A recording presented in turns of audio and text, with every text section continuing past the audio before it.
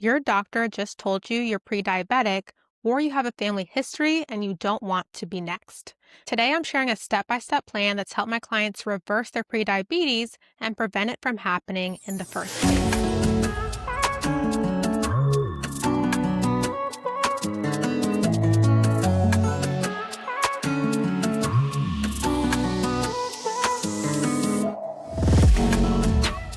Welcome to the Fit and Fulfilled Show. If you're a busy professional woman who wants to finally prioritize your health and happiness, this is the place to be. I'm your host, Soraya Russell, certified macronutrition coach, mindset coach, and lifestyle transformation coach. And each week, I share practical strategies to help you build sustainable habits, boost your energy, become obsessed with what you see when you look in the mirror, and feel confident and strong in your body, all without feeling stressed, burnt out, or guilty. Let's dive in. So we've helped dozens of clients reverse their prediabetes in our coaching program. So everything I'm going to share with you is evidence-based. It truly does work.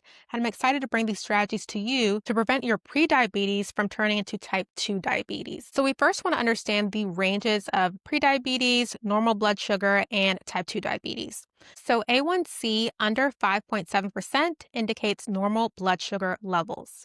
And A1C between 5.7% and 6.4% indicates a pre-diabetes range, and an A1C above 6.5% is the type 2 diabetes range. Your body is simply giving you warning signals, not a life sentence. So if you find that your A1C is rising, it's just a sign that you need to do things differently. It is not a sign to just go into panic mode and just lose all sense of control.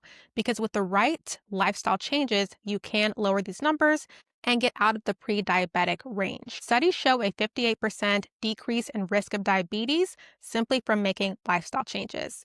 And with our help, our clients have been able to get off medication, lower their A1C, and completely reverse their pre-diabetes. So everything I'm going to share will help you do the same. So first, let's be honest and talk about what happens if you keep putting it off and not taking action. So studies show that 15 to 30% of women who are pre-diabetic end up getting type 2 diabetes within 5 years if they don't make the correct changes. Diabetes increases the risk of things like strokes, kidney disease, heart disease, vision issues, and so much more.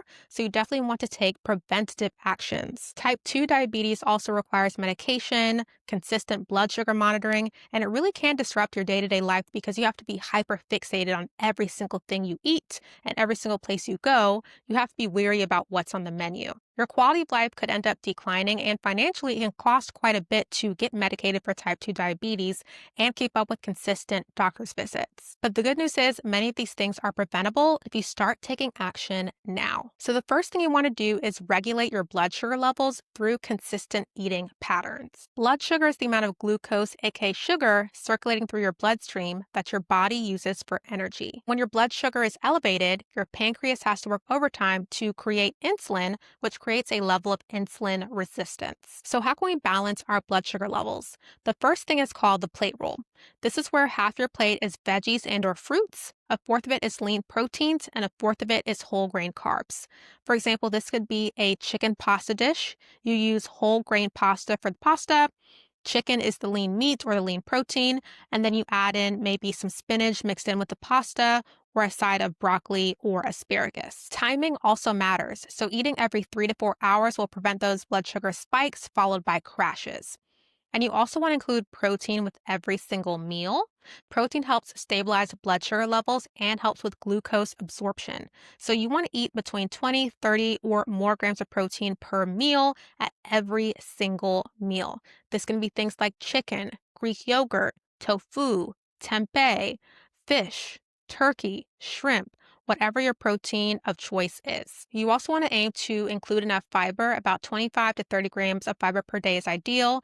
This helps with glucose absorption and also helps with insulin sensitivity. And for the carbs you're choosing, you want to choose ones with a low glycemic index because these will not spike your blood sugar as much. So think things like sweet potatoes, oats, quinoa, couscous. And these small changes with just changing how you set up your meals makes a big difference. So we had a client who came to us who was pre-diabetic and she was terrified of developing type 2 diabetes because it ran in her family.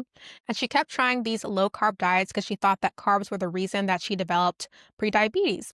And she was very frustrated because she loved carbs and just couldn't figure out how to find the right balance to get out of the pre-diabetic range without feeling miserable, essentially. So when she came to us, we basically helped her manage her portions correctly, change how she was setting up her plate, eating more regularly. Her A1C went from 6.2% to 5.4% working with us. She lost over 35 pounds, and she no longer has a fear of prediabetes or type 2 diabetes because she really has created lifestyle changes. So she went from the pre-diabetic range to normal blood sugar levels and lost weight, is fitting comfortably into her clothes, and feels confident that she's breaking generational curses when it comes to health issues. The second thing you want to implement is strategic movement, not just formal exercise. Reason being, muscles become more insulin sensitive after activities, which means when you exercise, that's going to help with glucose absorption. Your muscles are like sponges for blood sugar, so when you move consistently, that's going to help manage your blood sugar levels and help reverse that prediabetes diagnosis. So the first thing you want to focus on is strength training. You want to aim for 2 to 3 sessions per week. This can be at a gym or at home. You just need a couple pairs of dumbbells, and you want to focus on about 4 exercises per session. So if it's leg day, this could be lunges, squats, deadlifts, and Bulgarian split squats. The next thing you want to focus on is walking after eating. So studies show that when you walk after eating, that helps prevent blood sugar spikes. Also, walking after eating helps with overall digestion as well. So after eating your meals like breakfast, lunch, and dinner, just take a 10 to 15-minute walk. This also creates a habit of walking, so you in your mind tie eating with walking, and it helps you build up your steps over time versus trying to go from 0 to 100. You also want to increase your NEAT. NEAT stands for non-exercise activity thermogenesis. These are ways of moving your body that are not formal movement, but help you get more active. So think things like taking the stairs instead of the elevator, parking further away in the parking lot to walk into the store, doing more walking or moving activities. So going for a walk and calling a friend. All of those are ways to increase your NEAT. The third thing you want to do is optimize sleep for blood sugar control. So poor sleep can increase insulin resistance. It also can increase cortisol levels because when you're not getting enough sleep, your body is more stressed out. And increased cortisol can lead to a number of issues. For example, you might experience more hunger. When your body's more stressed, it holds on to more fat. And lack of sleep can just overall disrupt your hormones, which can lead to you craving more high sugar, high sodium foods. So ideally, the goal is getting 7 to 9 hours of sleep per night. If right now you're not getting a lot, you want to try a couple things to maximize your sleep. So some of the things our clients implement is number one, they sleep in a cool environment between 65 to 68 degrees. That way it's easier for them to fall asleep. Also, try to cut off screens a certain amount of time before bed. So 1 to 2 hours, get off your computers, get off your phones. That way your brain and your eyes have an easier time going to sleep. And if you have the means, I recommend investing in some sort of blackout shades or curtains to create a very dark environment so your brain has nothing else to do but go to bed. The next thing you want to do is manage your stress to help lower your overall cortisol levels. Chronic stress releases cortisol, which signals your liver to release glucose into your bloodstream. It also leads to more insulin resistance, making it harder for your cells to absorb glucose. So a lot of negative things can happen when you're very stressed out and not doing things to properly manage it. So a couple things I recommend is having a daily practice for stress relieving or having a practice you go to when you're feeling very stressed. This can be going for a walk, which is great for your nervous system. This can be journaling, meditating, yoga, but have something that you turn to when you're feeling stressed to help you naturally relieve that. The fifth thing you want to focus on is weight management. Even a 5 to 10% reduction in your weight can help with insulin sensitivity. So this means simply by losing weight, you decrease your risk of type 2 diabetes. And you want to focus on habits, not just the scale, so sustainable ways to lose the weight. This is going to be walking, lifting weights, eating a moderate amount of calories, not going too low, not going too high. That we're able to consistently and slowly lose weight in a sustainable way while maintaining muscle mass. So here are some common mistakes to avoid when you're trying to reverse or prevent prediabetes. The first is going too extreme. So don't try to cut out carbs completely, cut out sugar completely, because if you enjoy those things, you're going to rebel against it at some point. It's just going to be a constant roller coaster for your body.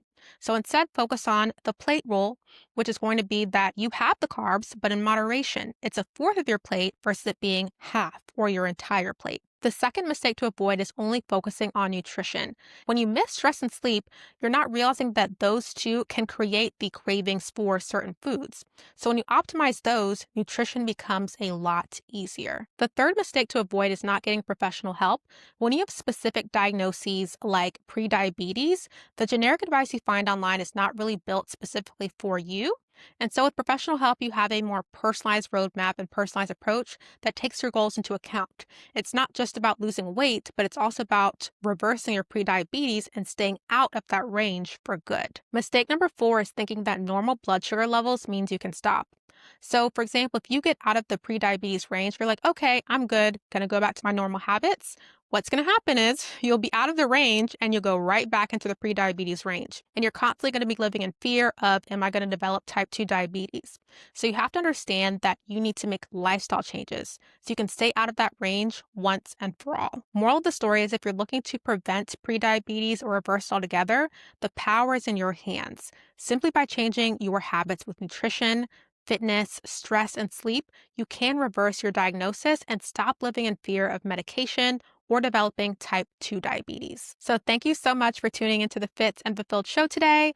Hope you walked away with practical strategies you can start implementing to feel more confident, energized, and fulfilled in your personal and professional life. And if you found this helpful in absolutely any way, please do me a favor and subscribe and share this with a friend who you think might find it helpful so they can start implementing these strategies as well. And if you want to lose 20 to 50 pounds without cutting out your favorite foods and reversing your prediabetes, then I recommend applying for our coaching program, the Fit and Fulfilled Academy. In the Academy, we help busy professional women like you by providing the guidance, support, and coaching that you need with nutrition, fitness, and mindset to achieve lasting weight loss and health. You can get all the details down below. Next week, we're diving into a brand new topic that you're not going to want to miss. But until then, remember you deserve to feel as confident in your body as you do in your career.